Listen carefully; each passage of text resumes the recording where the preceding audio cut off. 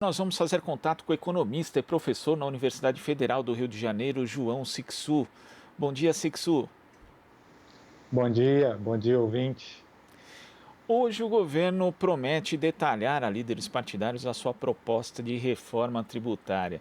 Inclusive, em discussão, o governo tenta um acordo para aprovar uma espécie de nova CPMF, que seria um imposto digital em troca da desoneração da folha de pagamento, para facilitar a aprovação da proposta na Câmara dos Deputados e também no Senado. Sixo, como você vê, a gente ainda não tem justamente os detalhes a respeito dessa proposta de reforma tributária do governo, mas pelo que já foi falado, qual a sua avaliação a respeito desse texto que deve ser mais detalhado hoje?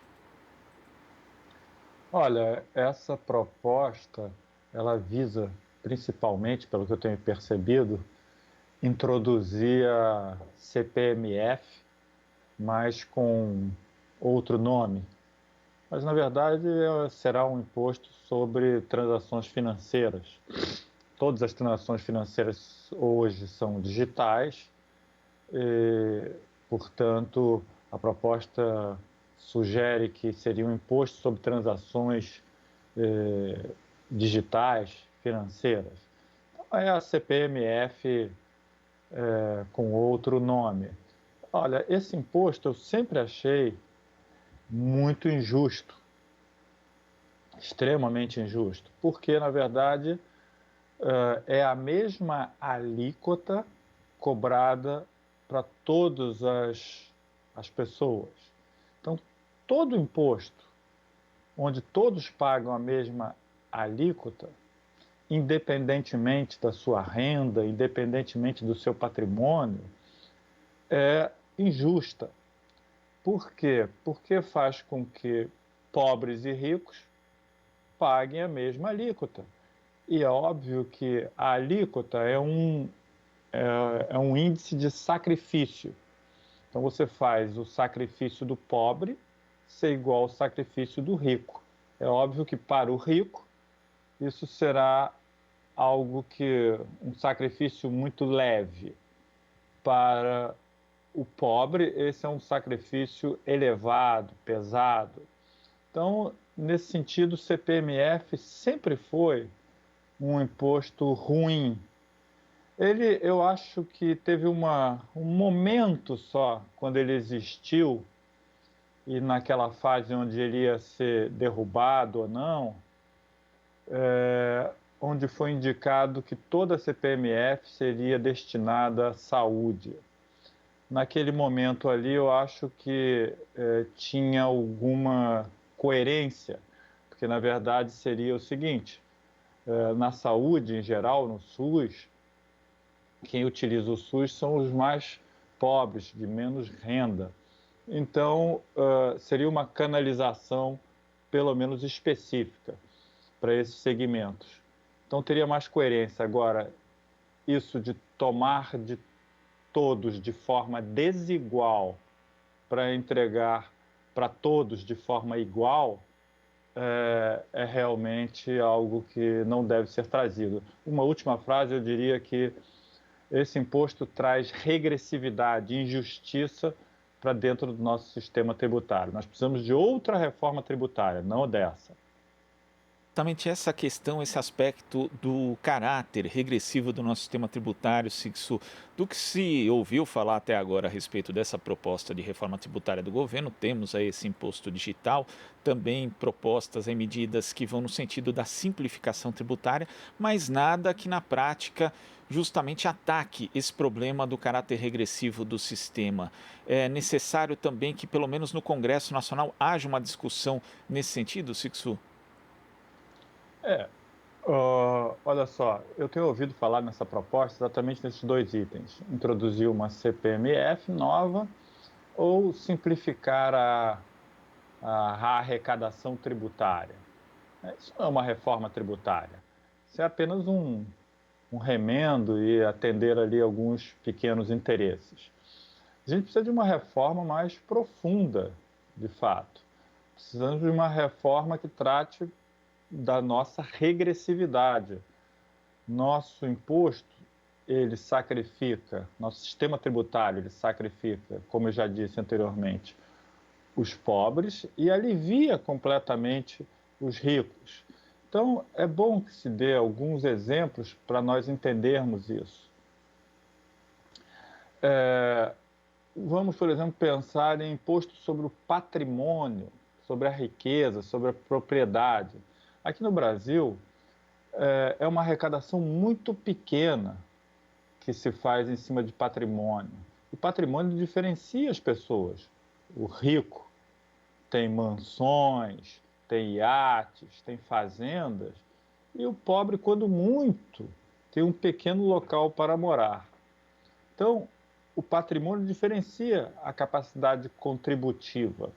E a gente pode ver aqui algumas questões que são importantes. Por exemplo, imposto territorial rural no Brasil. Nós sabemos que nós temos muitos latifundiários e latifúndios no Brasil.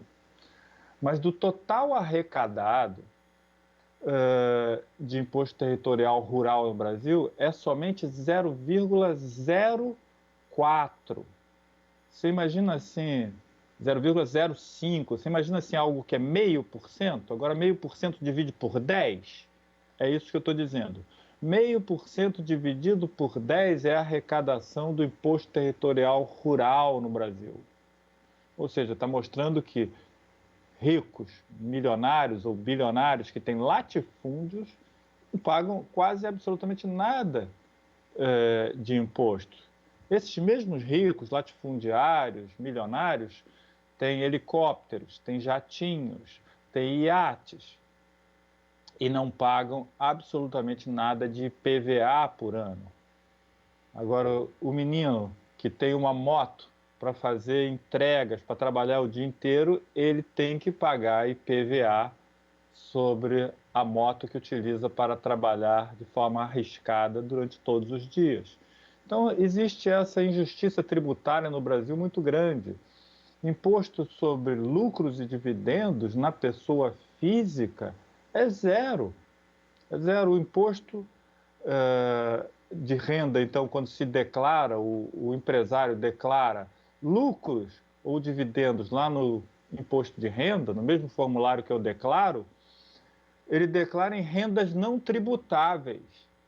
Eu recebo meu salário já descontado na fonte, eu sou funcionário público, e declaro, então, o imposto de renda anualmente e coloco lá o salário que eu recebo em rendas tributáveis. Então, eu sofro toda a escala de alíquota de imposto de renda da Receita Federal.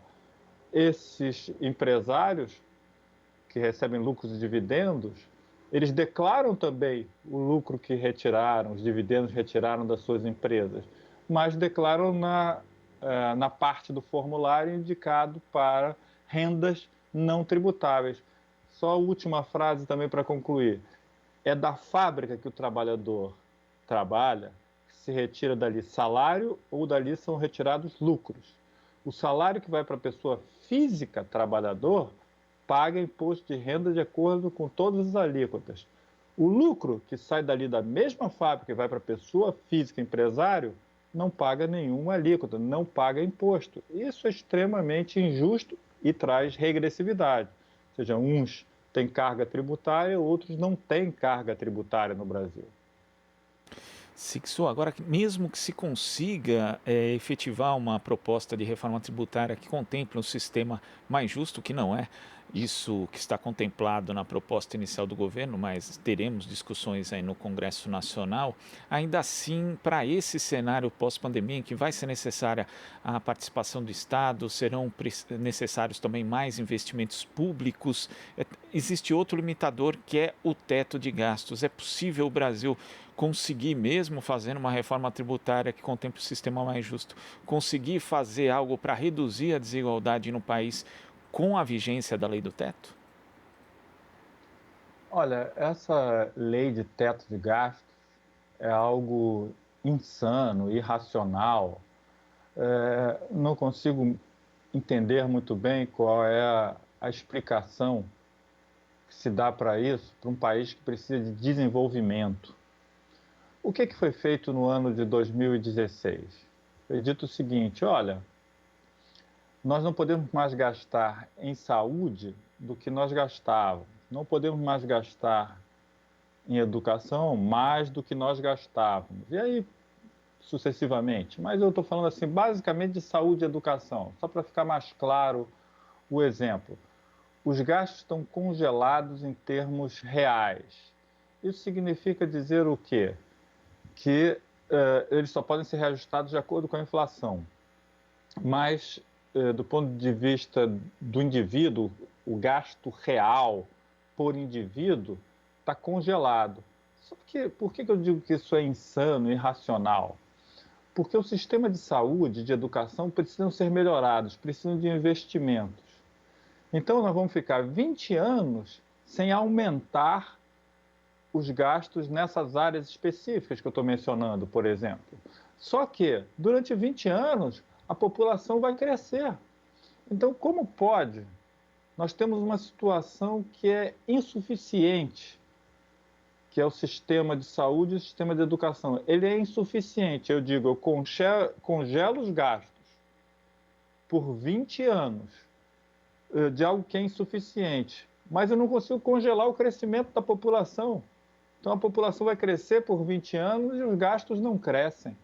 Então isso significa o seguinte, que nós estamos dizendo, estamos escrevendo na Constituição, que vamos piorar o nosso sistema de saúde, o nosso sistema de educação pelos próximos 20 anos. Não é o mesmo. Seria o mesmo se a população fosse a mesma, mas a população vai crescer durante os próximos 20 anos. E já são áreas como saúde e educação, como você ressalta, Sixu, que existem déficits históricos em relação à maior parte da população. Não só se congela esse déficit, como ele aumenta ainda. Exatamente. Então, isso tem que ser rompido, porque, na verdade, eu mencionei a área de educação e a área de saúde, mas nós precisamos, para sair dessa situação de depressão econômica que estamos desde 2015, a economia brasileira, na verdade, não entrou numa crise profunda em 2020, graças à pandemia. É só lembrar que no primeiro trimestre de 2020, já houve uma recessão no país. E a pandemia atingiu a economia brasileira somente nos últimos 15 dias de março. Tá? Então, um sexto só do trimestre foi atingido. E nós já tivemos uma recessão superior a 2%. Mas mesmo a economia de 2015, 2014 já estava muito fraca e já entrou em crise. Tá? Então, o desemprego é elevadíssimo desde 2015 aos dias de hoje. Então, nós precisamos o quê? Precisamos fazer um plano de recuperação econômica. Mas plano de recuperação econômica requer gastos. Nós precisamos fazer um amplo programa de obras públicas, mas não são obras públicas grandes que nós precisamos, não. Não é construir hidrelétricas, estádios de futebol, porque isso concentra o emprego em algumas regiões. Nós precisamos fazer programas de reformas de casas, de praças, de ruas, de rodovias, que atinja todos os municípios. E, aliás, precisamos contratar muitos jovens para se transformarem em guardas florestais. O Brasil precisa ter este programa, um programa que não é novo, aliás, na história. Na década de 30, isso os Estados Unidos já fez. Contratou milhares e milhares de jovens para serem guardas florestais.